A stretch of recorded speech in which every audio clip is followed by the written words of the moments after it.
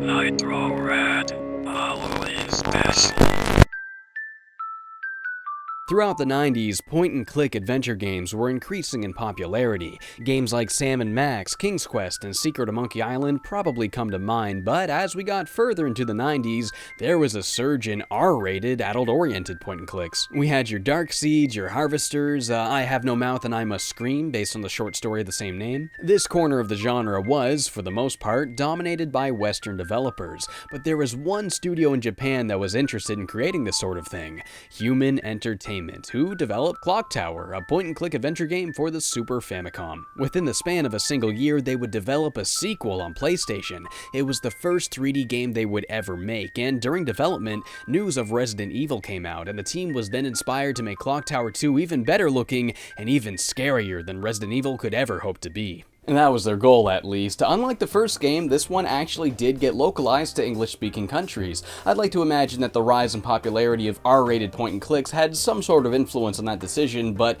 I couldn't find any info on that, so that's just me talking out my ass. Clock Tower 2. Well, it's just Clock Tower if you're not in Japan, but don't let the title fool you. This is the second game in the series. Not a remake, not a reboot, but a sequel that continues the story. Since we never got Clock Tower 1, they called the game Clock Tower, since people would probably be less likely to buy it if they saw it as a sequel to a game that nobody over here got to play. It turned into a bit of a Final Fantasy scenario. You know how like they called Final Fantasy 4 and 6 Final Fantasy 2 and 3 over here, since we didn't get 2, 3, and 5. And like the Final Fantasy situation, it's always caused a little bit of confusion, so to clear things up, it says Clock Tower, but this is in fact Clock Tower 2. And to further add to the pile of confusion, they released a Clock Tower spin-off here as Clock Tower 2, so the 2's on this one when it really should be on this one. Ignore the English box arts. This is not Clock Tower, this is Clock Tower 2. And this is not Clock Tower 2, this is a spin-off called Clock Tower Ghost Head. So, with all of the confusion cleared up, let's check out Clock Tower 2,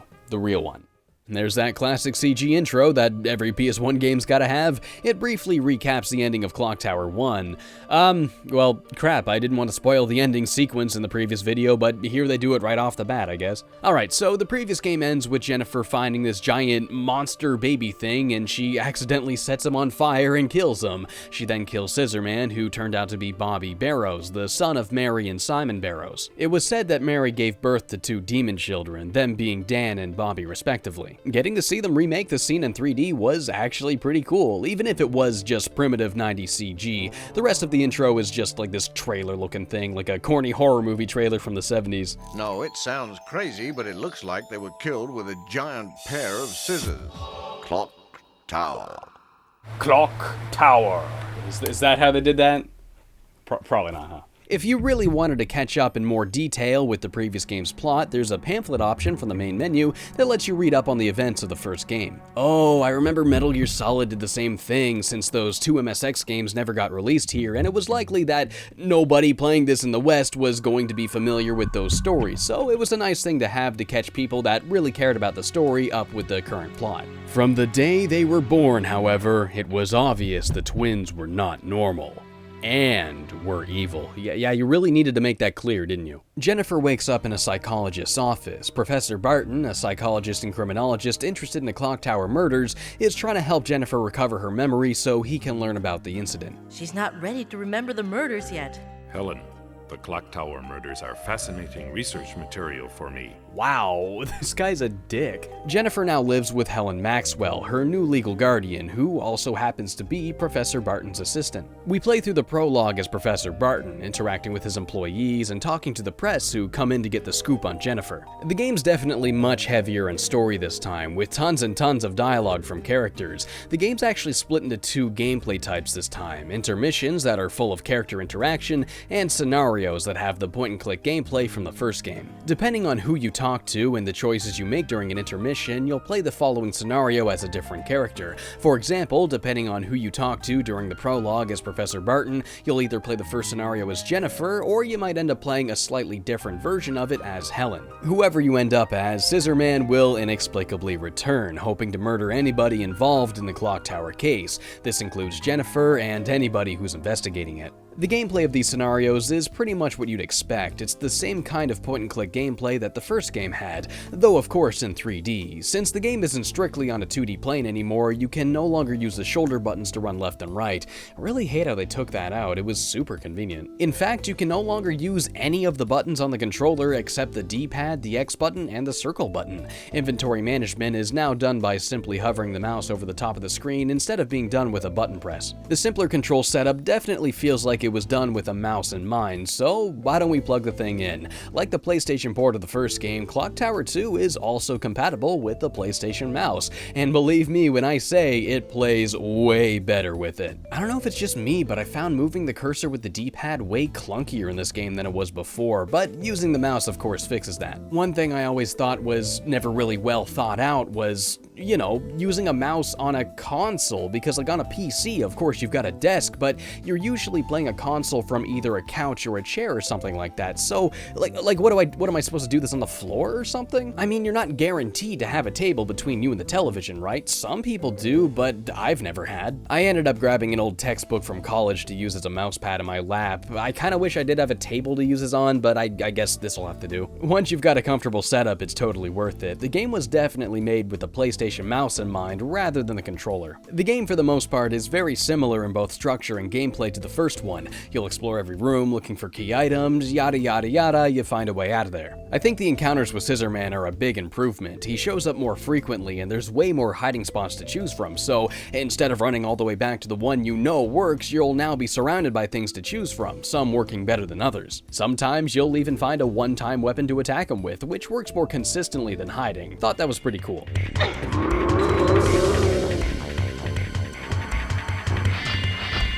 He doesn't have to appear out of a certain event or object this time either. At any given time, that music can fade in and you're gonna have to find your ass a hiding spot. I love the pacing here. First, you hear the music to let you know he's coming, and then afterwards, the faint sound of scissors fade in to let you know he's close, and then, once he's in the room, the loud sound of scissors.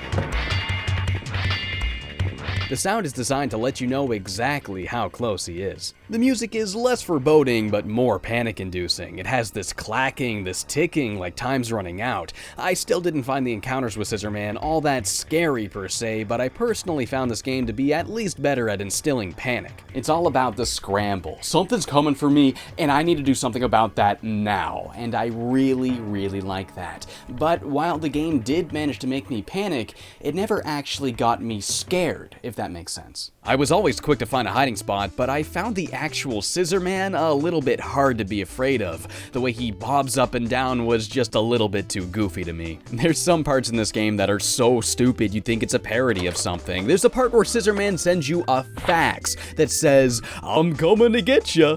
This is a real thing they put in the game. I don't know who was sitting at their desk at Human Entertainment and thought, you know what would be scary if you got a fax from Scissor Man. Oh my god, this scene right here. Okay, he walks by the computers and the monitors light up and they say, "Kill, kill, kill." This is the dumbest thing I've ever seen. I love it. I'm not gonna lie, this game's pretty bad at being scary, but it's got some genuinely lovable camp to it. Any scare that falls flat falls just hard enough to make you laugh.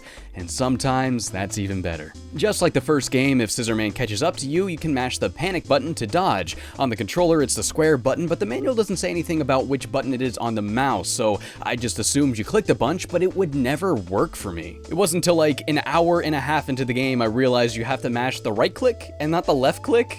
And that's why I kept dying. So yeah, a little pro tip, don't mash the left click, mash the right click. That tripped me up for a bit. Once again, this only works if Jennifer, or whoever you're playing as, is in good condition. There's no longer a portrait at the lower left of the screen to show this though, which I do kind of miss. It was a really nice feature getting to see the look on Jen's face, and having it for multiple characters would have been really cool, seeing how everyone reacts a little bit differently to any given situation. I would have really liked that. Instead, your condition is now displayed by the color of the cursor. If it's white, you're good, yellow for medium, and red for critical. If you encounter Scissor Man when it's red, you're pretty much donezo. Your condition will decrease every time Scissor Man attacks you, and thankfully, running no longer decreases your condition as well, which is fine by me. It was really annoying how the original game penalized you for running by giving you less health for it, but now you can sprint to your heart's content without worrying about being punished for it. The game's overall pace is much better, the character walking speed is not nearly as slow, and the hallways are much more condensed. You won't find yourself running extremely long distances to backtrack. Instead, the buildings are much more compact, making backtracking a less taxing experience. And this time, the game actually uses landmarks, like differently shaped and differently colored doors, to make navigation much easier. This was a pretty big problem with the first game. The halls and doors all looked exactly the same, so it was kinda hard to remember which room was which. I'm really glad they fixed it here. And best of all, you can actually run up the stairs this time. Thank you! It took frickin' forever in the first game. So there's 3 main scenarios, each with intermissions in between. The intermissions have you selecting points on a map to talk to NPCs before you head to the next scenario. I thought these parts seemed a little bit aimless. For the most part, you're going to be clicking around aimlessly to hope you land on the one that advances the plot. You don't always know exactly which ones to go to, so you might end up going through a couple of loading screens just to find nobody there. You can talk to reporters, detectives, and this little kid who claims to be a survivor of the same clock tower incident that Jennifer survived, which immediately struck me as weird, obviously, because there was not a little boy in that game, unless he's like Scissor Man, but I don't think so, because Bobby was super dead by the end of that game. Like Jennifer, Edward also claims to have lost his memory, so taking that at face value, I guess we're to assume that he's either completely wrong, or maybe he was involved with the Barrows family at some other point in time and he's just getting confused. I don't know. These intermissions are pretty interesting because the first game was very light on story, but Clock Tower 2 tries to have quite a bit of it. It's still a very simple plot, but there's some twists and turns along the way and some very interesting characters. It's definitely a very character-driven plot. What's actually happening isn't really much more complicated than before, but it's all about the characters involved this time. One of the more important characters is Nolan, a 26-year-old reporter who's interested in the Clock Tower case. When pursuing an interview with Jennifer, he ends up finding himself romantically interested and asks her out on a date. Wait a minute, hold up. How old is Jennifer? How old is she? She's 15. Nolan, what, may I ask what you're doing here? You think that's appropriate to ask out a little girl like that? It's like, what are you doing, man? Stop! One funny thing I've noticed in the manual is that it says his name is Mr. Burton, when his name in the game is actually Mr. Barton. It's like a 1-letter difference though, so I'm willing to assume it's just a simple typo. You know, it happens. During one of the intermissions, Mr. Barton wants to get an expert opinion on a demon idol that was found at the Barrows mansion. You can choose to either bring it to Rick, a former employee of the Barrows family, or you can bring it to a professor at the library. Depending on the choice you make, and a couple of other factors as well, the following scenario can be one of 2 completely different levels. And if you do end up at Rick's house, you can end up playing as one of 2 completely different characters. Depending on who you played Scenario 1 as, you'll play Scenario 3 as the same character. This means you'll finish the game as either Helen or as Jennifer. The final scenario takes place at the Barrows Castle, where the Barrows family heritage originated from hundreds of years ago. Here you'll uncover a bit of the history of the Barrows family, including the corpse of the original Scissor Man. No, not Bobby Barrows, John Barrows. This guy existed a long time before Bobby did. He was the original demon of the Barrows family, and he was killed by his father, who wanted to stop him because his father was like, my son's a demon and I don't like that, so he ended up murdering his own kid to save the day. I don't know. The curse would repeat itself much further down the line when Dan and Bobby were born. I don't know if it was like 100 years later, but it was somewhere down the road. You can only find this mummified corpse if you're playing as Jennifer. If you're playing as Helen, you'll instead find one of the survivors you're looking for. I find this really funny. Like, he opens this thing up, he's like, oh, that's a dead guy. Okay, dump that thing out, I'm hiding in here. I probably wouldn't want to hide in like a coffin where a corpse was rotting though, but I mean, like, I guess if it's a life and death scenario, someone's coming after you to kill you, yeah, it'd probably be a different story, but yeah, I don't know. Damn, somebody attacked me from behind. Wait, what? They just bleeped out the subtitle, but not the sound. Like, I heard that. He said damn, but why would they censor the text but not like the actual dialogue? Who censors damn anyway in a game that's already rated M? I don't know, maybe it had something to do with like them appealing more so to the Japanese rating boards, which obviously would have a different set of rules than the ESRB. But then again, that was probably a decision by the localization team. I mean, like, censorship happens like over, I don't know. This is one of the weirdest things I've ever seen in a game. It was pretty cool seeing some backstory though. It was barely even there in the first game, so I appreciated the effort to try and flesh out the history of the Barrows family. Like the first scenario, all of the items you'll find and the path you'll take to the end will vary greatly depending on which character you end up playing as. One thing that really annoyed me in this final chapter, though, are the measures the game takes to combat metagaming. There's a lot of things in the final mansion that it does not let you do until the character knows about it, even in situations that the character's pure curiosity would discover it instead. For example, there's a key item you need in a fireplace, but the game does not even let you click on the fireplace until you have another item that the character would read and be like, oh, I think I gotta look in the fireplace. Like what if I'm just looking in the fireplace out of curiosity, huh? Like, I look through the rest of the entire castle out of curiosity. You can't tell me that I wouldn't click on this until I know what's in there. I'm rummaging through doors, I'm looking under cabinets. You can't tell me I wouldn't look in the fireplace until I know to look there. Another example is how you cannot use the copper book on the bookshelf to open a secret passage until you look at the scrapes on the ground, which lets the character know, oh, this bookcase has been moved a couple of times. Like, it's so obvious that this book goes in this empty space between a bunch of other copper books. Like, you can't tell me that the character would not think to place it there unless they made a separate observation. Oh, this bookcase can move? Now I know this book would go there. You can't tell me that the character wouldn't be like, oh, this book obviously goes there. Oh, it opened a thing. Like, come on. That's a lesser example because the thing you have to observe is right beside the bookcase, but there's times when you need to make an observation at another part of the mansion before you can do something in a completely different part of the mansion, and that's just really annoying if you miss it because then you're gonna be running around being like, what the frick do I do? It's pretty clear that the game wants you to play it in one very specific way this time, and that's kind of a shame because the first game had a lot of variety in what could happen, with the varying key items and whatnot that would show up depending on your playthrough. In this game, you instead get one of two very specific paths depending on which character you're playing as, with no room for experimentation. And it's kind of interesting because the first game had me running in circles sometimes because I would miss a key item that was tucked behind a really dumb and oddly specific click that you wouldn't really notice right away. But here, that's much less of an issue since the game's modeled in 3D and it's usually pretty clear what you need to and what you don't need to click on. But I ended up running in circles wondering what to do anyway because the game wants me to look at a certain thing before it lets me look at a different thing. It solves one problem, but it creates another. I liked Helen's version of the scenario a lot more than Jennifer's. I thought the puzzles were a little bit more interesting, and you also get a gun. I got a gun. Hell yeah, dude. Wow, look at this big lock. How am I going to get rid of this? Bam! That was sick! In this next room, you've got like 3 seconds to click on Scissor Man before he kills Jennifer. If you let her die, you'll get the worst ending, but if you manage to shoot him...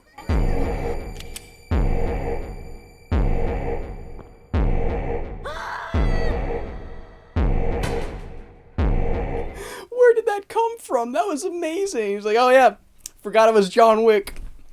What is this video game on the PlayStation 1? This is the final stretch of the game, so I'm gonna put a spoiler warning here. If you don't want to hear what happens, skip here, I guess.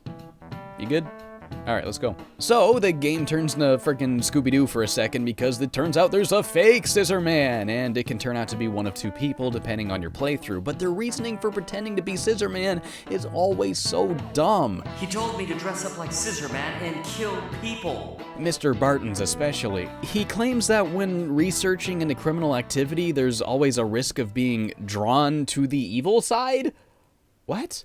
I thought Scissor Man was pretty cool, so I thought it'd be cool to be Scissor Man.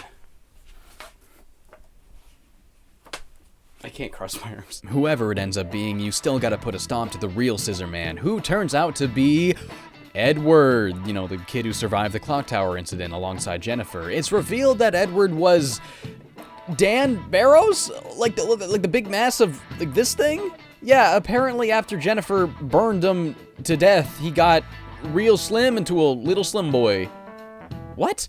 I'm gonna give the game the benefit of the doubt and assume that some sort of witchcraft of, I don't know, Barrow's family recipe magic was involved or something, but like, I don't know, man. Saying this guy turns out to be this thing, you're really pushing it, guys. And just like the last game, there's a lot of different endings. There's 5 different ones for both Jennifer and 5 different ones for Helen. And again, they range from best to worst, A being the best and E being the worst. That's 10 endings across the two of them, which is a lot of content for a game that's not nearly as replayable. Unlike the first game, there's no quick start option, so you'll have to sit through a lengthy prologue on every playthrough. There also just is not the same amount of variety. There's 2 versions of every scenario, yeah, which is great if you want to do 2 playthroughs, but those 2 playthroughs don't vary enough to warrant 10 playthroughs. I mean, I guess you could just abuse the save system at integral points to get all of the endings across just 2 playthroughs, but you'd probably have to be using a guide to know when to do that. Personally, I'd recommend playing the game just twice, once as Jennifer and once as Helen. You can unlock a hint that tells you exactly what dictates who you play as, so it's pretty easy to start a new game and assure you end up with the opposite character. The game pretty much has 2 different campaigns, which makes it worth playing more than once, but with the extra length, the denser amounts of dialogue, and the path you take being much narrower, it doesn't have the amount of replay value that the first game did. But even still, with all of that said, I would argue that Clock Tower 2 is a much better overall game. You can tell that they learned a lot from their mistakes with the pacing, and it was nice to see them make a game that has a lot more story. The 3D environments were a little bit more interesting to explore in my opinion, and they fleshed out how the encounters with Scissor Man work as well. It's a better game in my opinion, but it doesn't have what the die-hard fans of the original probably like so much about it, but either way, it's a decent point and click. This wouldn't be the last PS1 game they'd release in the Clock Tower series. They would go on and make Clock Tower Ghost Head, a spin-off, which ended up getting released here as Clock Tower 2, as I've explained earlier. And that doesn't look like Jennifer on the cover. I think that's somebody else. Alyssa Hale. Okay, so it has nothing to do with the first 2 games, so I wonder what they'll do for this one. All I know about it is that you have like a split personality or something like that, which sounds like it could open up a lot of really cool game mechanics for a point-and-click game, so we'll see how it does next time when we check out Clock Tower Ghost Head, or Clock Tower 2 if you're in the West. I'm going to be calling the video Clock Tower Ghost Head because that's the original title, and that'll help avoid confusion, hopefully. So yeah, see you guys next time with this one.